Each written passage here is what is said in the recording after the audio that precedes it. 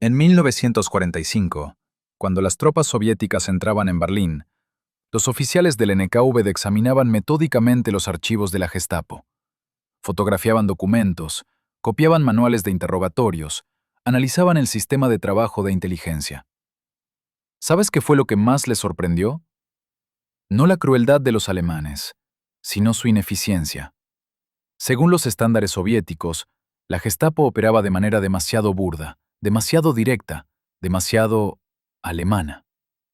Hoy compararemos a las dos policías secretas más temibles del siglo XX, no para determinar un ganador en esta monstruosa carrera, sino para entender qué hace que una máquina represiva sea verdaderamente eficaz y por qué un mecanismo de terror resultó ser mucho más sofisticado que otro. Empecemos con cifras que sorprenderán a muchos. La Gestapo, símbolo del terror nazi, una organización cuyo nombre se convirtió en sinónimo de brutalidad, en su apogeo en 1944, contaba con unos 32.000 empleados. Para comparar, solo la oficina de Moscú del NKVD en ese mismo momento tenía un personal de 25.000 personas. Y eso sin contar Leningrado, Ucrania, Bielorrusia, Siberia. El NKVD se creó en 1917 como un instrumento para proteger la revolución. Primero fue la Checa, luego la GPU, la OGPU y finalmente el NKVD. 17 años de evolución, 17 años de selección de los métodos más despiadados e ingeniosos. Para la década de 1930, el sistema de represión soviético era un mecanismo bien engrasado, con una red extensa de informantes, técnicas psicológicas desarrolladas y una estructura burocrática clara. La Gestapo surgió en 1933 prácticamente de la nada. Hermann Göring la creó apresuradamente, utilizando personal de la policía prusiana.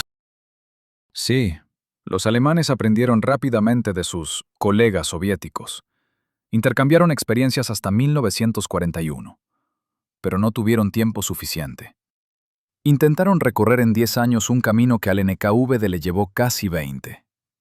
Aquí es donde comienzan las diferencias fundamentales. La Gestapo operaba bajo el principio del terror demostrativo. Su objetivo era aterrorizar a la población de Alemania y los territorios ocupados para que la gente ni siquiera se atreviera a pensar en resistir. Ejecuciones públicas, campos de concentración de los que todos sabían. Arrestos a plena luz del día. Las estadísticas son reveladoras. En la propia Alemania, durante todos los años del régimen nazi, la Gestapo arrestó a unas 250.000 personas por motivos políticos.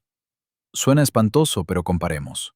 Solo en 1937 y 38, durante los 2 años del Gran Terror, el NKVD arrestó a más de 1,5 millones de personas. 6 veces más. En 2 años, frente a 12. El NKVD profesaba una filosofía diferente. Su terror era total, pero oculto.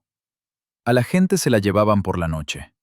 Los familiares podían pasar años sin saber si el arrestado seguía vivo.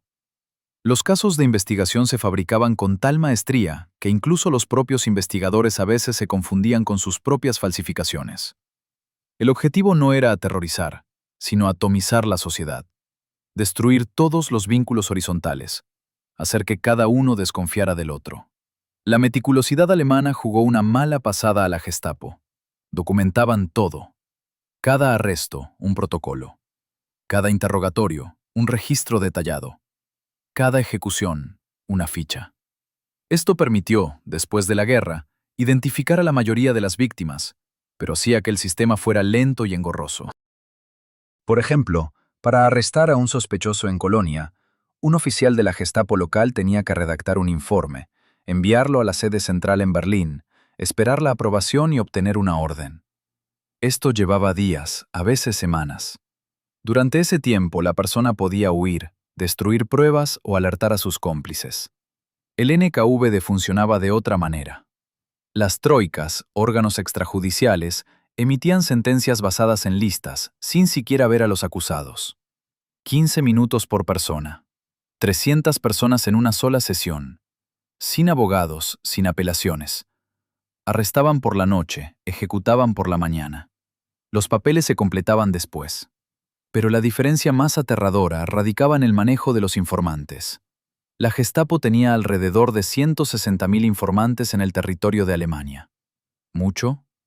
Para 80 millones de habitantes, eso equivale a un informante por cada 500 personas. En la URSS, el pico de la red de informantes se alcanzó a finales de los años 30, aproximadamente 600.000 informantes para 170 millones de habitantes.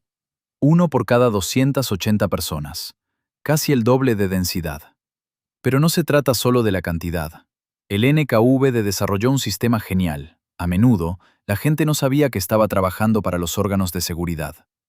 ¿Escribiste una denuncia anónima en el comité del partido contra tu vecino? Ya eras un agente. ¿Contaste algo en una reunión de borrachos donde casualmente había un informante? Te registraban como fuente de información. Los alemanes no sabían hacer eso. Su agente sabía que era un agente, recibía dinero y firmaba papeles. La Gestapo controlaba Alemania y los territorios ocupados, un máximo de 250 millones de personas en el pico de su expansión.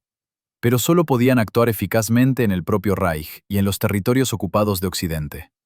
En Polonia, Francia, los Países Bajos. En el este, en la URSS, en Yugoslavia, su sistema fallaba. Los partisanos destruían guarniciones enteras junto con los representantes de la Gestapo. El NKVD operaba en un espacio que iba desde Brest hasta Vladivostok. 11 usos horarios. Cientos de pueblos.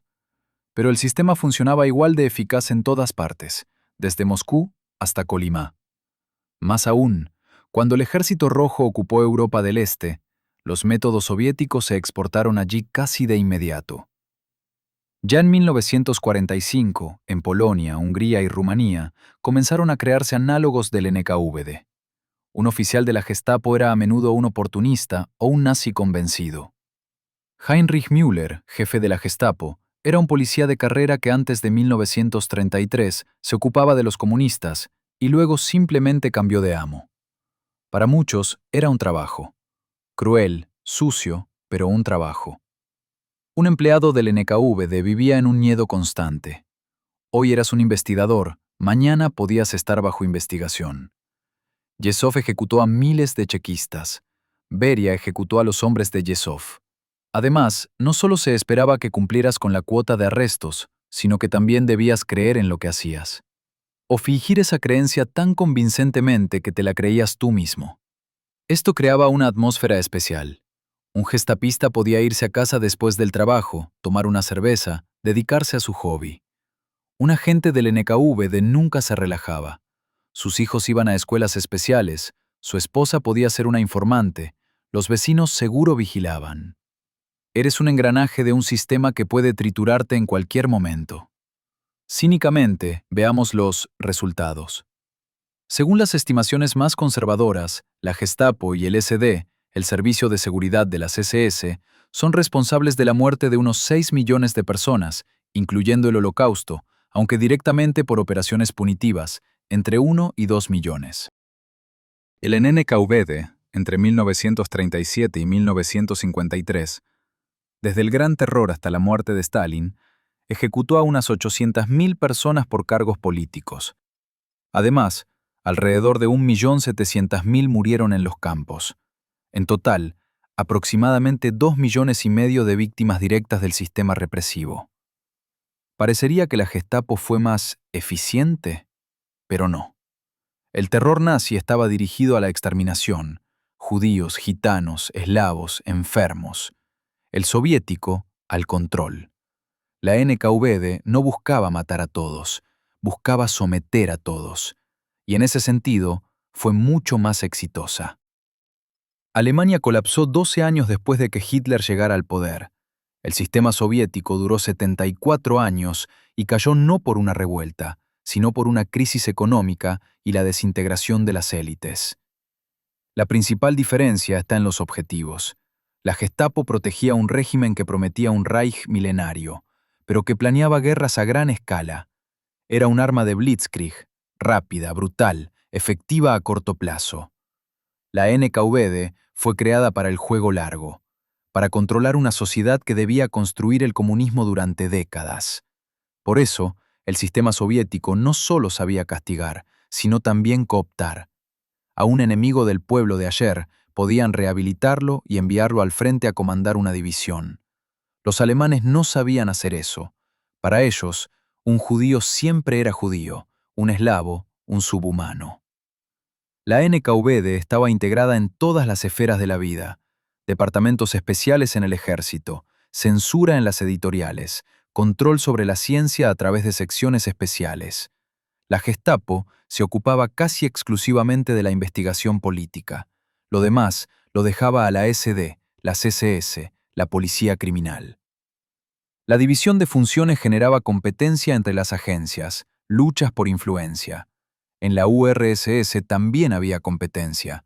La NKVD contra el GRU, contra el SMERSH, pero dentro de una única vertical partidista.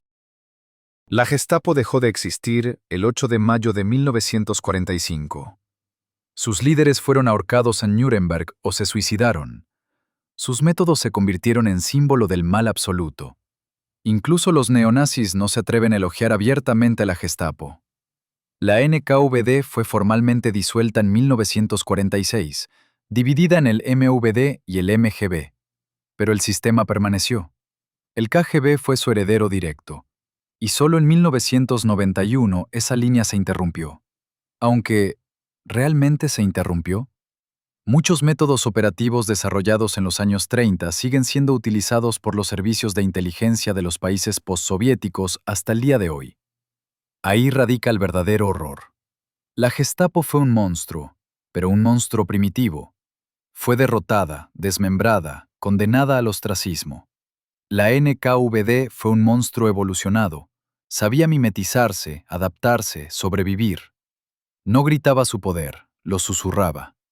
Y ese susurro resultó ser más aterrador que el grito. Entonces, ¿quién da más miedo?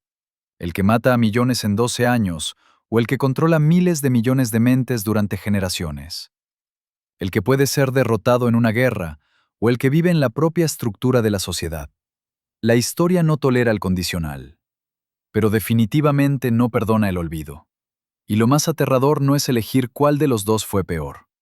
Lo más aterrador es entender que ambos sistemas fueron creados por personas comunes, que creían estar haciendo lo correcto. Si te interesó, dale un like o por el contrario, un dislike. ¡Hasta pronto!